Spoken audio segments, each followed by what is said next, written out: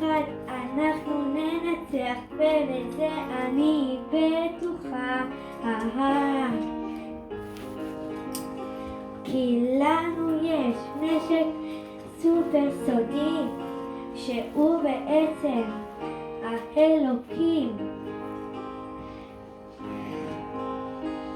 כי הוא שומר עלינו מכל צרה, מכל צרה וצרה. אני בטוחה שננצח.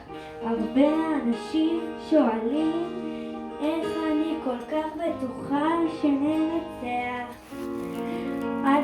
אז עניתי שיש לנו את אלוהים. ואז שאלתי, מה שכחתם? ואז הם ענו, כן, בטח שכחנו. אם לא עדה אמונה, יש עוד עדיין תקווה. כי ביחד אנחנו ננצח, ובזה אני בטוחה. כי לנו יש נשק סופר סודי, שהוא בעצם האלוקים. כי הוא שומר עלינו כל צרה וצרה. אנחנו ננצח, בזה אני בטוחה. כי יש לנו נשק סודי, שהוא בעצם האלוקים. הוא שומר עלינו כל צרה, צרה וצרה. אם לא עבדה אמונה, יש עוד עדיין תקווה. כי ביחד אנחנו ננצח, ובזה אני בטוחה.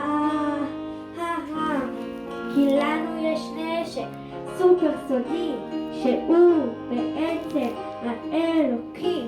כי הוא שומר עלינו מכל צרה וצרה. אז אל תדאגו עם ישראל, כי האלוקים שומר עלינו.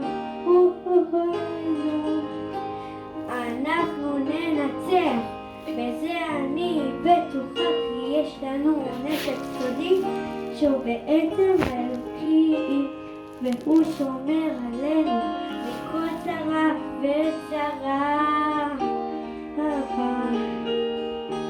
והוא שומר עלינו מכל צרה וצרה. אז אל תפחדו, אל תדאגו, כי עם ישראל חי. אלוהים שומר עלינו, אל תפחדו.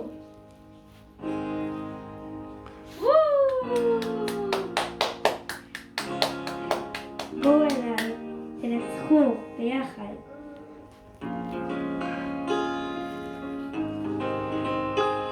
אל תדאגו, כי אלוקים שומר עלינו.